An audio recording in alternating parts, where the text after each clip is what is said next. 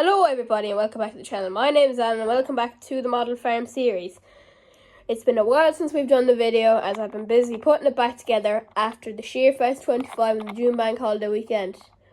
We had a display there, but unfortunately a bit of rain came on top of it and we had a marquee but the rain came in basically from the side, so I got a bit of damage, so I didn't manage to get a video in. But I've been fixing everything up after that and we're back on the table again. So we'll start off today's episode here on Roger's farm. And there's a bit of change down below us, but we'll get to that in a minute.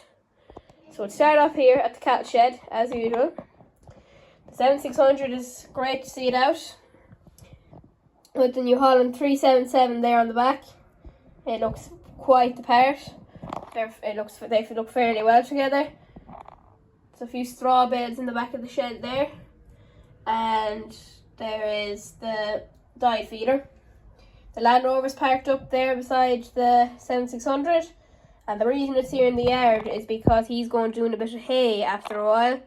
If the weather stays sunny, that is. He's hoping anyway that it'll stay sunny. Then here, one of the contractor's lads is here in his car. He's taken over for one of the lads working over here. So that's the contractor's tractor on mixed baler. The contractor came in to give a hand because they needed help and a bit of power on the PTO for the baler. So he came down in the Massey to give him a hand, but he needs someone else to do it for him. One of the lads now needs another lad to do it for him because he used to go somewhere. So that's that. So they do look fairly well together, in fairness, the Massey and the baler. They do look nice, they look quite like a good combo.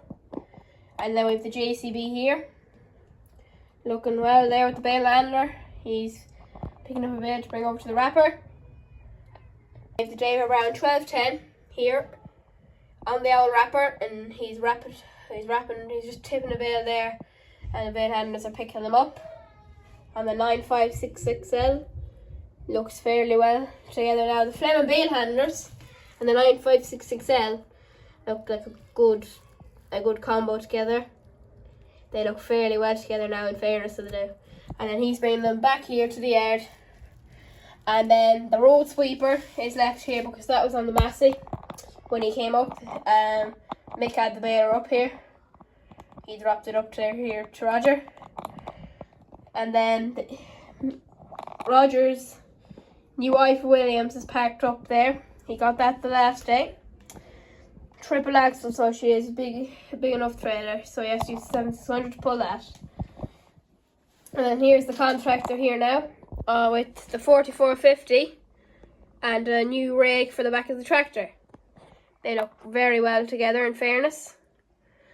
But I don't know now, would it have enough horsepower to push it up the pit, but anyways. We'll move on down under the table to the contractor's yard, and it's looking fair well. The two JCBs there on the Cane low loader, and then the Fendt 828 Vero pulling them.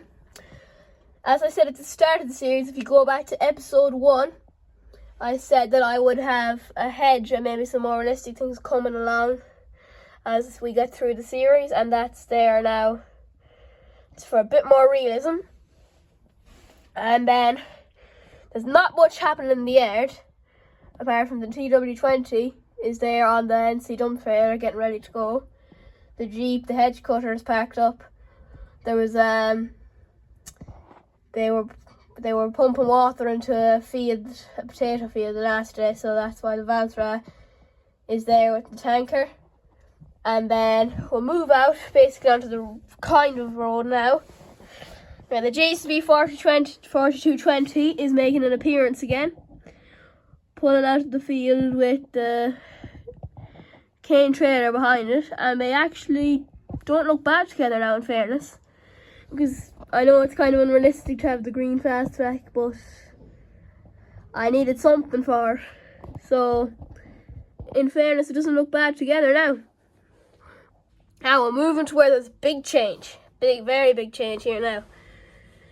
Mick has, as I said, I was going to change around the farmyards maybe as the series goes on.